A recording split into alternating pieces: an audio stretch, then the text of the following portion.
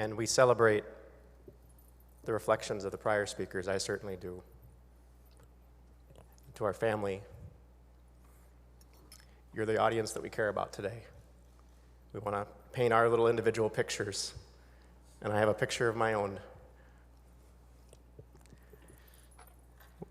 We covet today the memory and service of our dear colleague Andrea Schroeder, Majority Whip in the Michigan House of Representatives, and a role model for us all. Andrea did not suffer fools. Why she chose politics, I'll never know. She also had a dislike for mawkish sentiment and foolish words, coming in at a close second.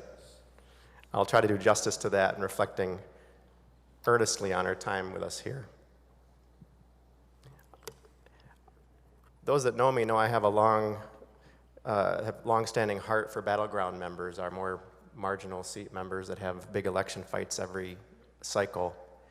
They have to seek consensus and governance by necessity, if not by choice. Oftentimes, they know exactly why they are here, because they have that fight all the way to the end. She had that wonderful character, I think, innately, whether she was going to be in a non-competitive seat or a competitive seat, so it was the best mix.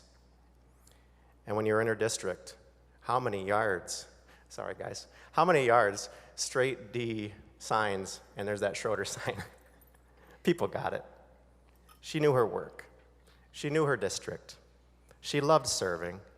The people she served loved her back, and if not love, at least respected her back. I remember my first encounter with her in the district, which was kindly facilitated by another close friend of hers, former Representative Jim Lauer.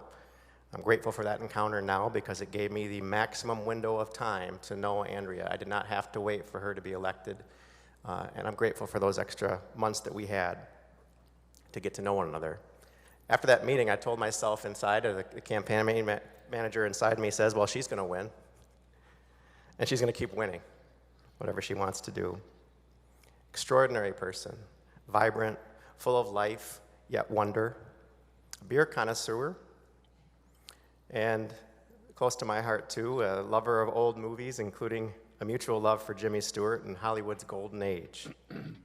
Yet even in that, and as with everything with Andrea, there's a depth to that love, that decision. Why do you like that thing?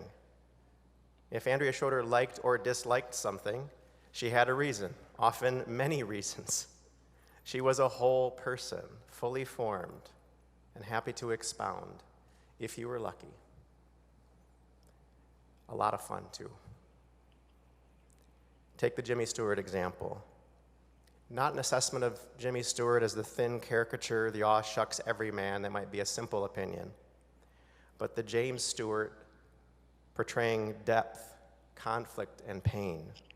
The George Bailey on the bridge, his life in ruins, contemplating the end. Or George Bailey as a restored father, with tears in his eyes at finding Zuzu's petals. Stewart as the junior Senator Jefferson Smith, voice hoarse and faltering in the furtherance of a desperate and hopeless cause. Sounds kind of deep, doesn't it? That's Andrea. And such depth would be followed by some self-deprecating comment or joke just as easily. Such conversations were a joy and remain treasured memories for any of us lucky enough to have had them. So too were those stories of family, hearing the travails of the Schroeder clan making the journey to all 5 Great Lakes in a single day, just because. I heard that story more than once, actually quite a few more times than once. That was okay. I was transfixed every time. Andrea loved her family and chose intentionally to make memories with family and friends time after time after time. Andrea's word meant something.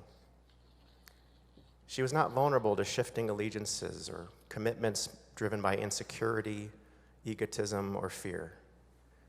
There would never be that stab in the back or lazy capitulation. When Andrea was in your corner, that was it, including those loving yet firm moments of correction along the way.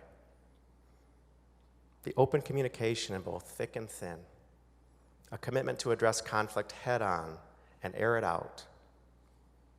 In her nature, the very perfect recipe for deep and authentic relationships built upon mutual trust and respect.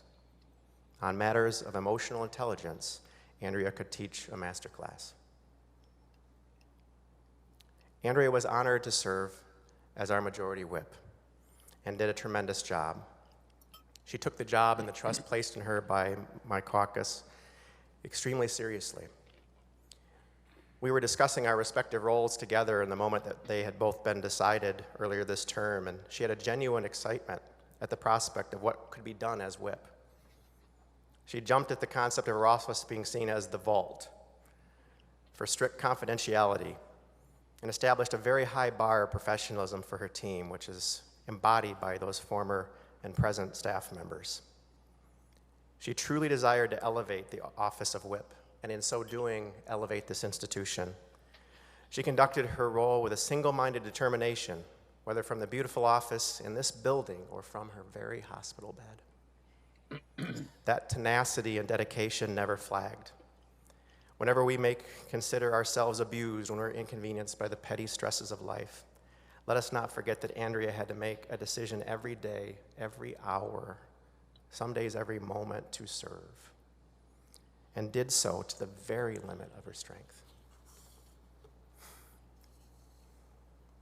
Along that vein, in our conversations over the years, in spite of all she was dealing with, I observed consistently the one thing that would cause her anguish to the point of losing her composure was the thought that she may be in some way letting down her constituents or us, her colleagues.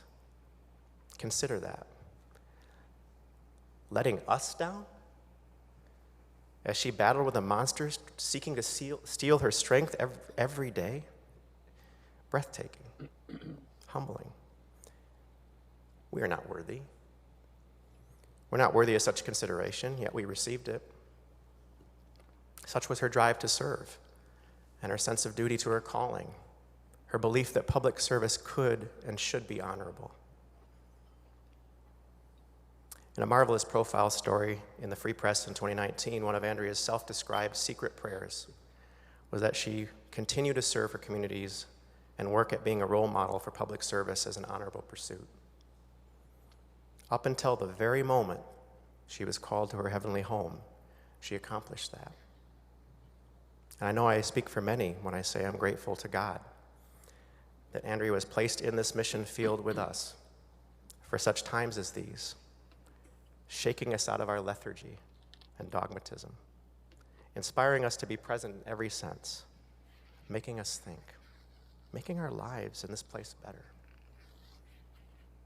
and just allowing us to have some fun sometimes too. My goodness, such fun. Mr. Speaker, we've lost one of our own. More than that, we've lost one of our best. I know that protocol frowns on electioneering within these walls, but if you'll grant me this small admission, I am and will forever be a Schroeder voter.